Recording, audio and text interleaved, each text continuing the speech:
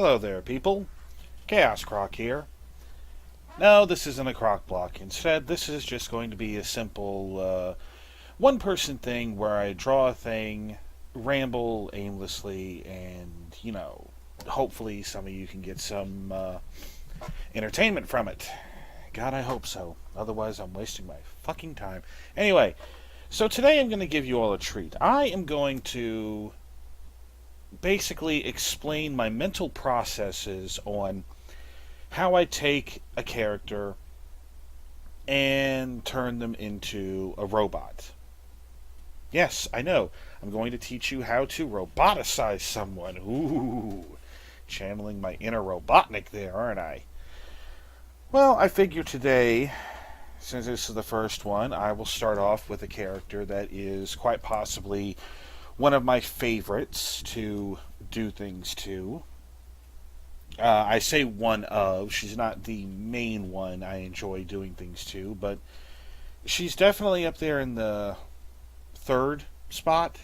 Yeah, I'd probably say third spot. First would be Amy. Second would be Rouge. Third would be Tikal. Why Tikal? I don't know. If I had to actually explain why I like a character, then obviously I wouldn't know how to answer that, to be honest. No, it's just something about Tikal that I like. So, I suppose I should just go ahead and get started. Now, as some of you may or may not know, when I draw a roboticized character, my thought process goes evil. Like, I don't want them as mindless drones who just march around, hedgehog priority one. That's boring. It really is boring. I mean, there is a kind of liking to the drone mentality, but it's not something that that I facilitate, I guess you could say. I prefer to think of roboticized characters as basically them being reprogrammed to suit a purpose. So, what would Tikal become as an evil robot? Well, with her, I like to see her become something sinister. Like, if you've ever seen Leenda from the Sonic Archie comics, you're not too far off.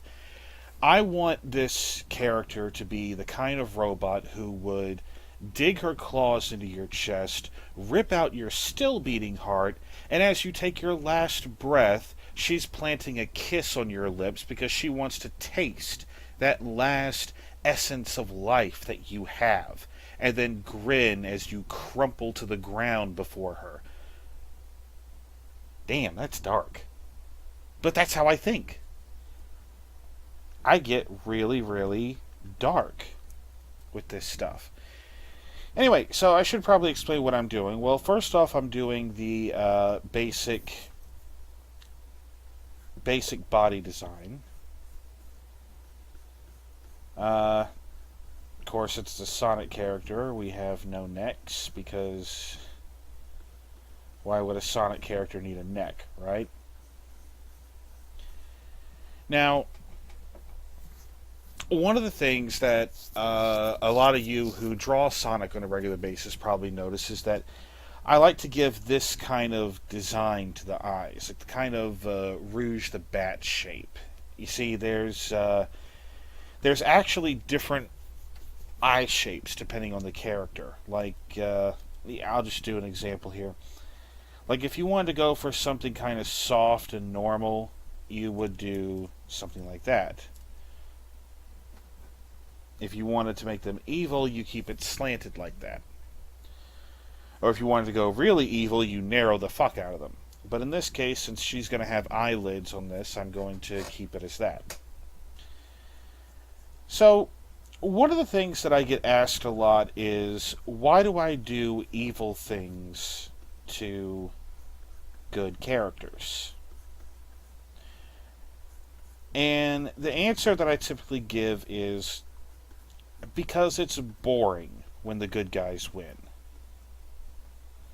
And it really is.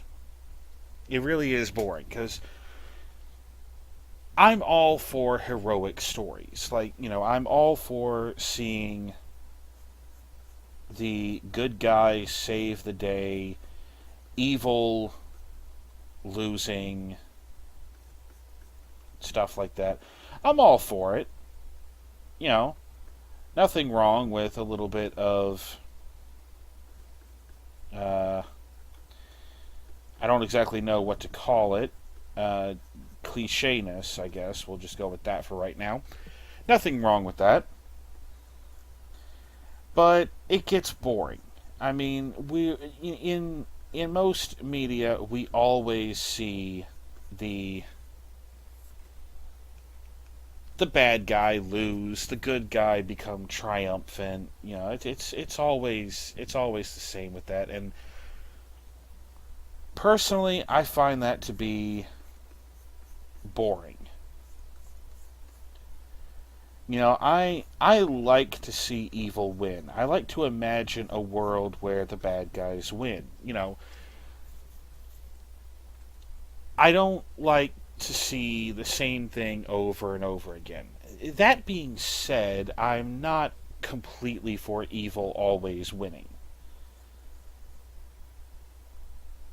I know, it's weird. It's like a double standard.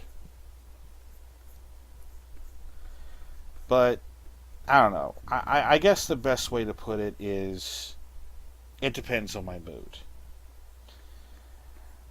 Alright, so we've got the basic shape down for what I want for the pose and everything. And you see I've already started to give the claw fingers and, the dreadlocks and everything. So right now this is just a non-discrete echidna. Now, the main thing to remember with doing robots is it's more than just adding a shiny texture to things. Otherwise, you get those metal skins from Sonic Heroes, which, I struggle to call those robots. They're not robots. They're just someone decided to give them, shiny paint jobs, contact lenses, and call them robots. For me, a robot is all about mechanical stuff. Now, the easiest way to do robot stuff is to purchase an action figure. I'm not kidding. You laugh, but no, I'm serious. Look at an action figure. Look at where the joints are on it and how they're done. The arms, the shoulders, the legs, And specifically, look at the figures that are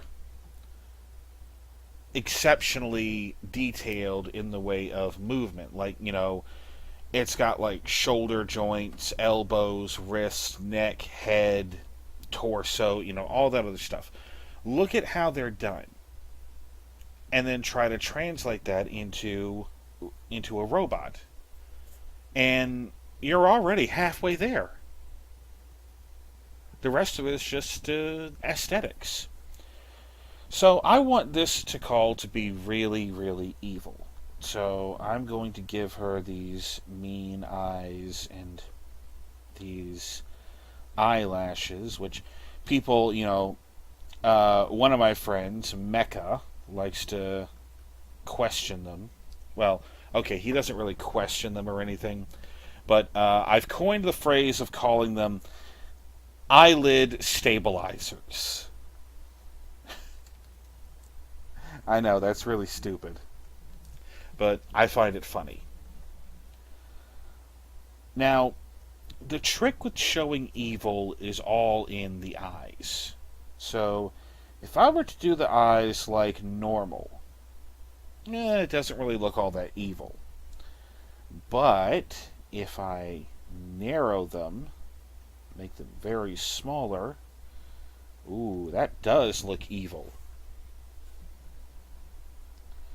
And we'll go ahead and give her a mean little smirk.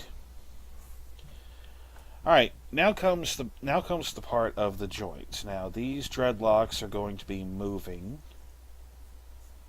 So we will separate them from the rest of the body. And Tikal always has that one dreadlock that bumps up over here on the side of the head, so we'll go ahead and do that little bump there.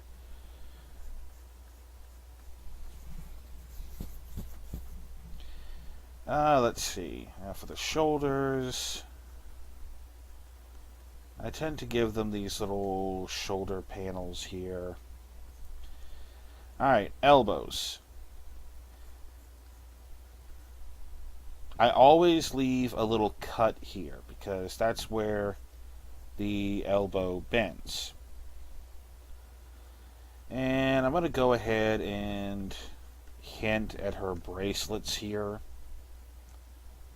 Maybe I'll integrate some kind of weapon into them or something. I don't know. It's still fairly early in the process to wonder what kind of weapons she has. Now, when I look at this reference, the one thing that makes Tikal is this. You know, her tiara. So I'm going to give her a slanted down version.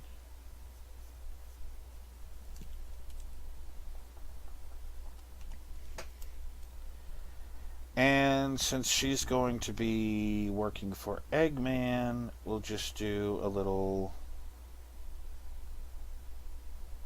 Eggman symbol there. Don't worry, the finer details will be done when I ink them. Now, what am I doing now? Panel lines. Panel lines are purely up to your discretion. You don't have to do them. But I find that doing the panel lines does tend to add a sense of roboticness to them. I'm sure all of you have seen plenty of anime where the character is like, you know, oh, I'm a robot, but they don't look anything like a robot. Other than maybe having some kind of weird-ass headphones or something. That, to me, is not a robot. That is a skin job. Which sounds very nasty.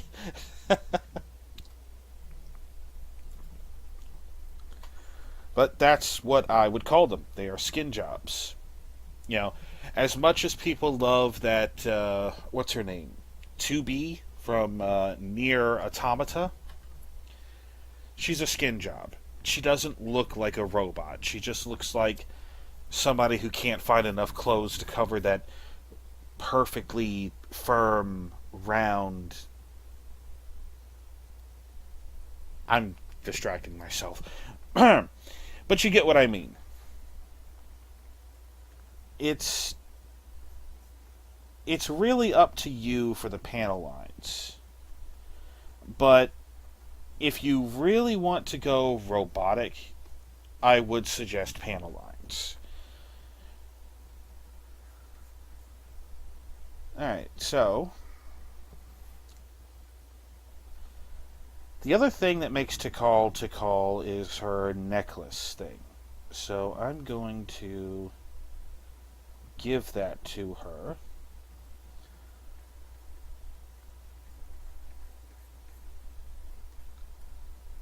And we're going to do this with the boobies. Some would argue the boobies are the most important part. I agree. Of course I agree.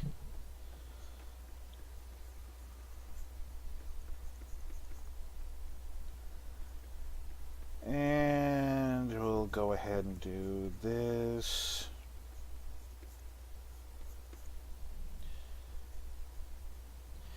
Now,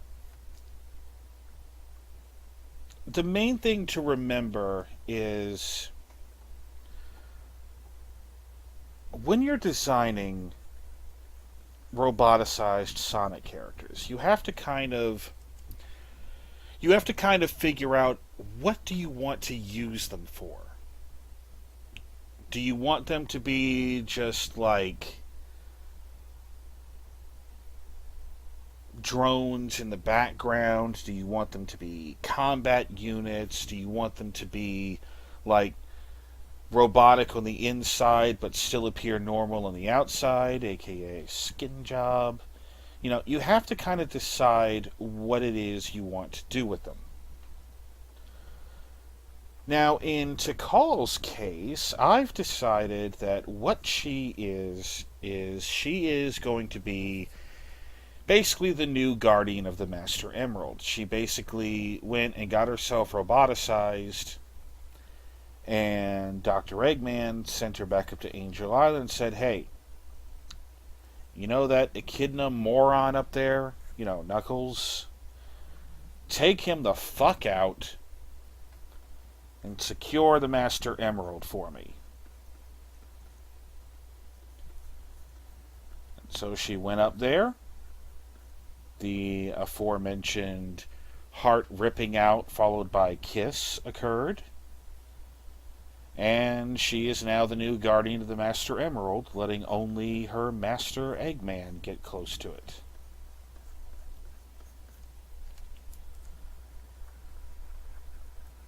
Or at least that's my mental thing of what is going on. Your mileage may vary.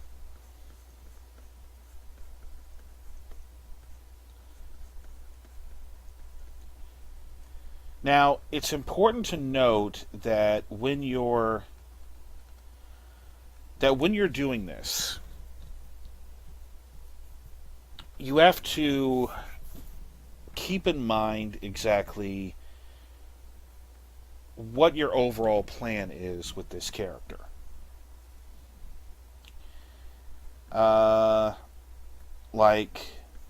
Is it something that you're going to draw a lot of?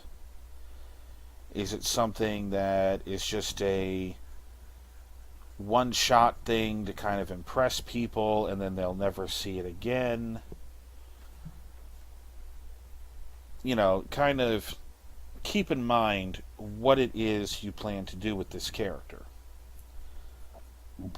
Because I'll tell you right now, if your plan is to make this character appear constantly, do not make her overly detailed. You will regret it.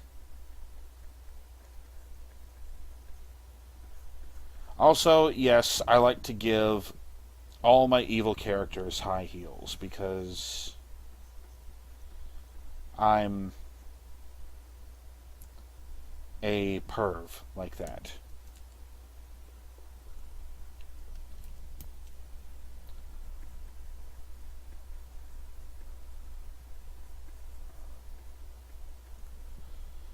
Alright, and there is our rough sketch of how Robot Tikal is going to look. Quite the departure from the innocent-looking one that we know.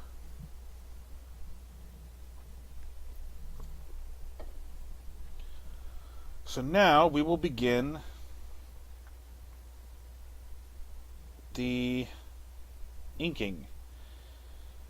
So let's make the sketch a little bit larger.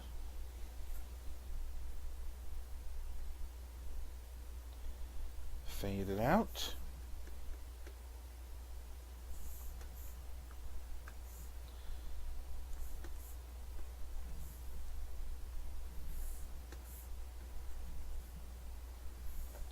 And I'll go with a 10.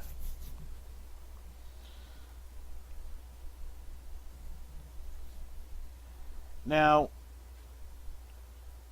you don't always have to make the robot versions evil.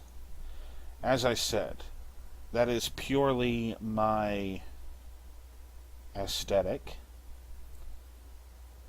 You can make them mindless drones. You can make them very overly cheerful. It's all up to you, really. I don't want this to be a video about, this is how you should do them. This is more a case of, this is how I do them. Find your own way and do it.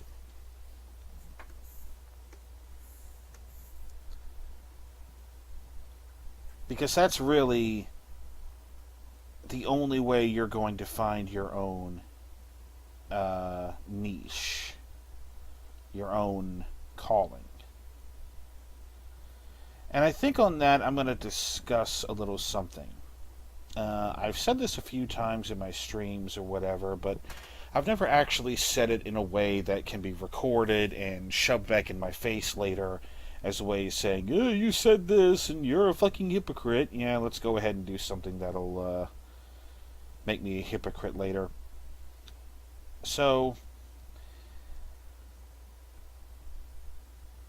one of the things that I get asked constantly in my day-to-day routine is, why is it that this is all I draw? We've already established that I like evil characters, that I think good guys winning is kind of boring, and I like to see it when bad guys win. Well, there's also the case of that I just find evil characters to be kind of sexy. There's just something about them that I find attractive, And, as I said, hero characters are a dime a dozen. I want characters with some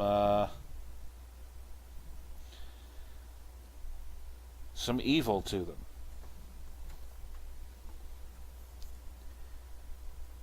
As an emo hedgehog once said, this is who I am. Oh, don't ever let me quote Shadow the Hedgehog again.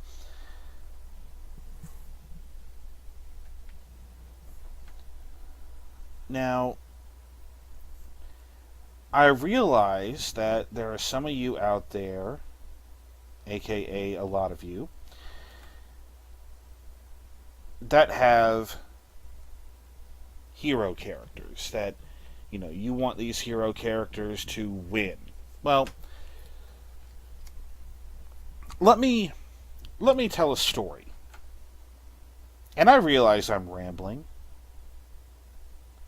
but that's just because I tend to ramble a lot. So, how many role-playing games have you played where the heroes meet up against the main boss early on and they defeat the main boss? Not many. Not many games do that. Because that's boring. You have to have your heroes lose. And also you'll notice I don't really follow my own sketches all that much. They're just guidelines for me at this point. Anyway, like I was saying,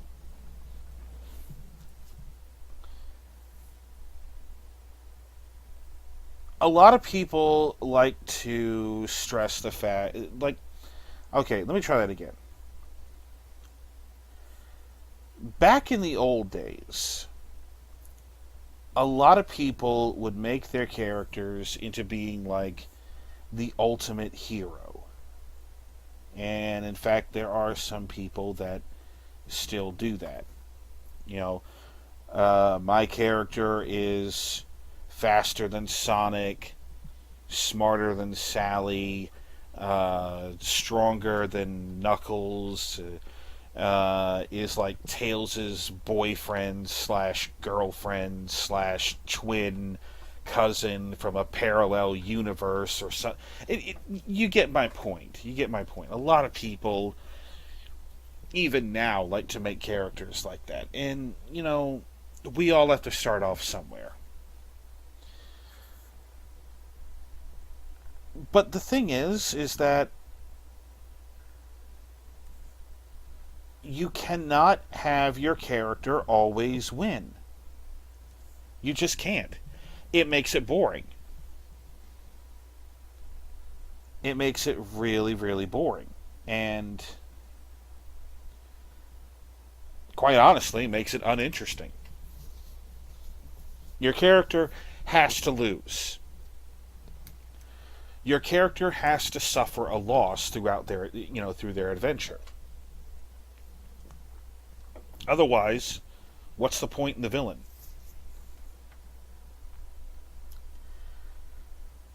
A long time ago,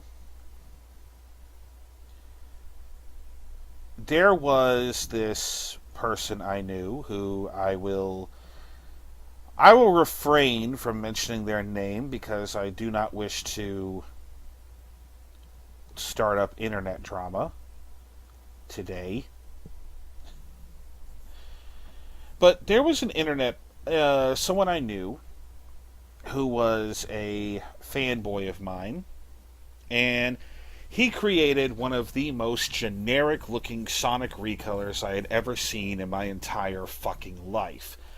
I mean, and we're talking the son of Sonic and Amy from the future, sent back in time to save the world, part angel, part demon soul, kind of stupid.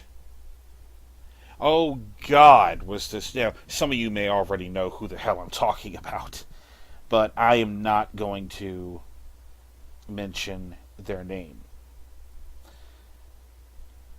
Anyway, the point is that there was, at one point, he wanted to do a crossover comic with me, where his character fought ChaosCroc. And I was like, alright. And so he went ahead and started it without actually telling me what the plot of it was. Now, I was under the assumption that this comic would be a single fight thing, just a one-off thing. No, apparently he wanted to do it as a series, which I was like, no. We are not having this be a series. I am not doing that again.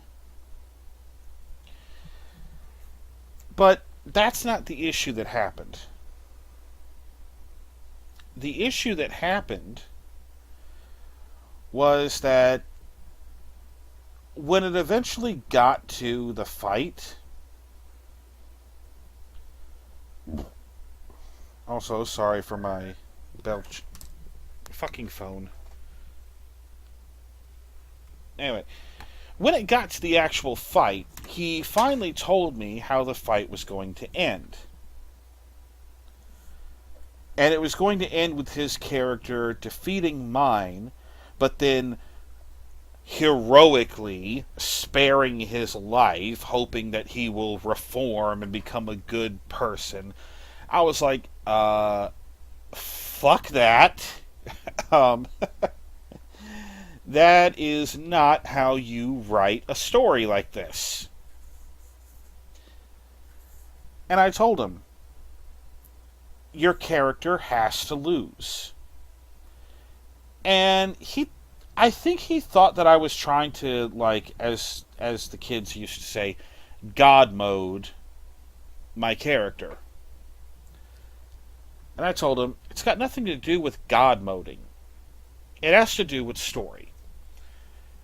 If your character defeats mine in the very first fight, not only does it show my character as weaker than yours, but it pretty much shows that if I'm going to be the villain, I'm not a threat.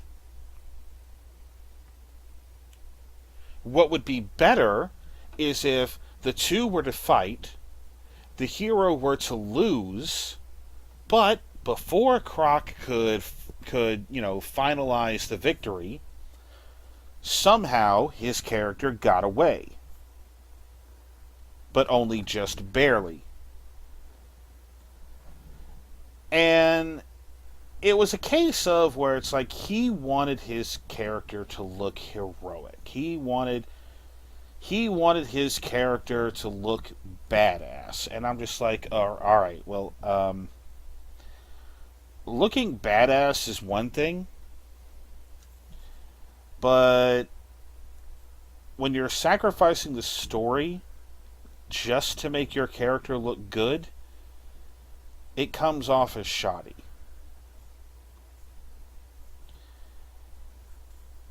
Don't know if he ever got the message across. I don't know. I don't pay attention to him anymore. He kind of does his own thing now, and I don't really give a shit. But the point is that this was a lesson.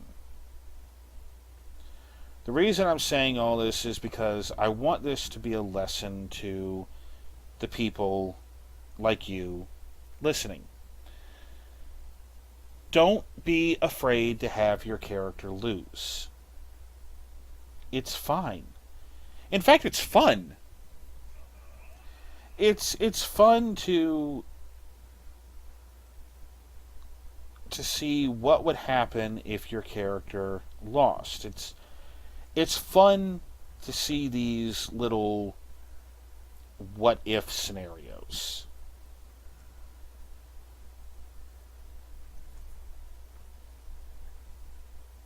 And yeah, I mean that's pretty much that. I mean it's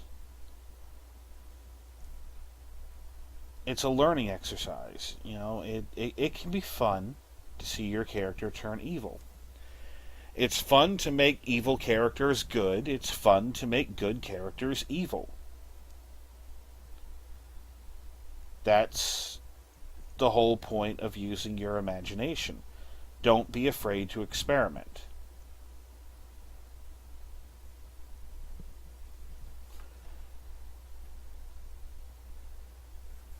For the record, I have experimented with making Croc a good guy numerous times. Sometimes it works. Sometimes it doesn't. But it's all about experimentation. And Tikal is looking really, really good right now.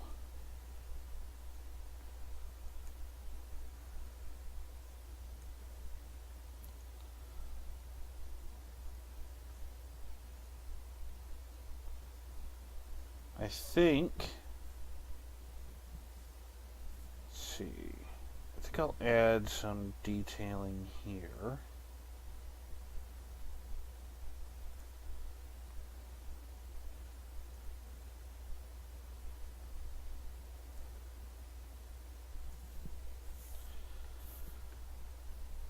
Alright, I think that is Tikal inked. And now we move on to color, which I'm going to try and match up her colors a little bit here, but obviously give them a bit of a darker tint. Seriously? You're quiet all day, and then when I start to do this, completely unprofessional.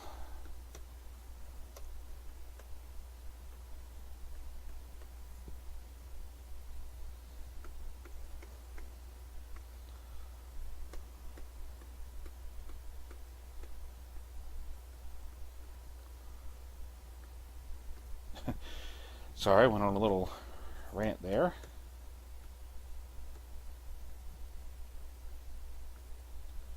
What was I talking about again? Oh, right, experimentation. Yeah, don't be afraid to experiment with things.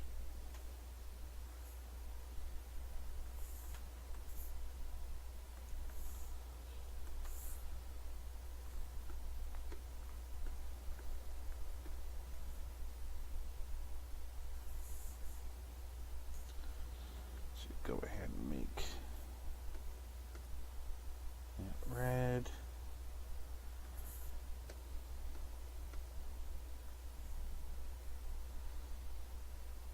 No, no, no.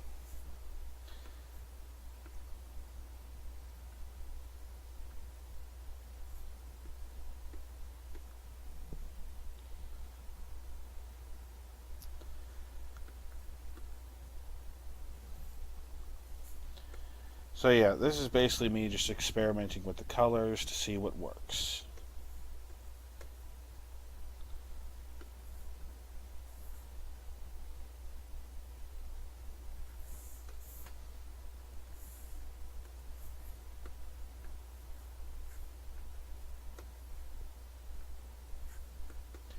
Now, one of the things with Eggman designs is I like to kind of keep with what he would color a lot of these things. Red, black, bits of yellow thrown in for good measure, things like that.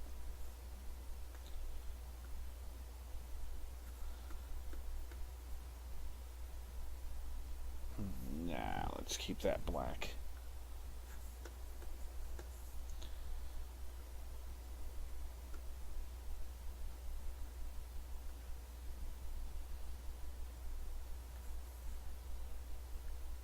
It's all about in what you want and how you want it to look.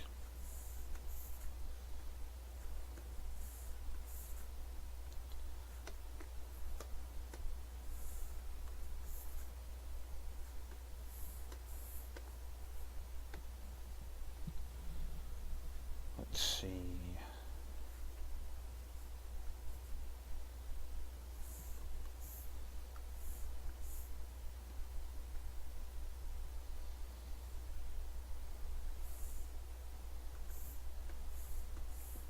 So, yeah, I've pretty much kind of run out of things to talk about, which I kind of knew I would.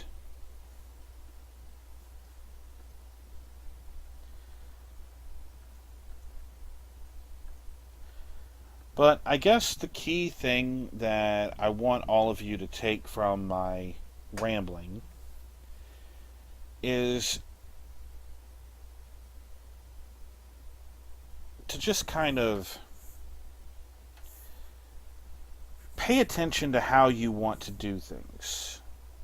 Think things through. Don't just jump in all willy-nilly, because you're going to end up with a subpar product as a result.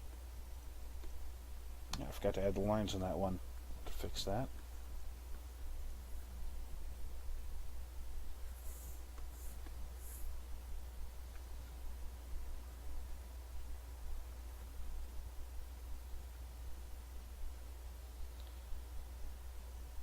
And yeah, aside from adding the shines, which I will do later on and then upload this, I would say this is done. So, that is how you successfully roboticize a character and turn them batshit evil. And, like I said, don't be afraid to let your heroes lose. Don't be afraid to turn your heroes evil every now and then, or turn your evil characters into heroes. It doesn't hurt to experiment. It's always a learning thing. And I hope some of you have learned a little bit on how to properly roboticize or mechanize your characters. Again, as I said, this is simply how I do things. You are free to do things however you wish. these are more guidelines, not rules. Anyway, with that said, thank you for watching, and I will see you all next time. I don't know what I'll be drawing then, but it's probably guaranteed to have boobs. Yeah, I think that's a guarantee. Bye-bye now.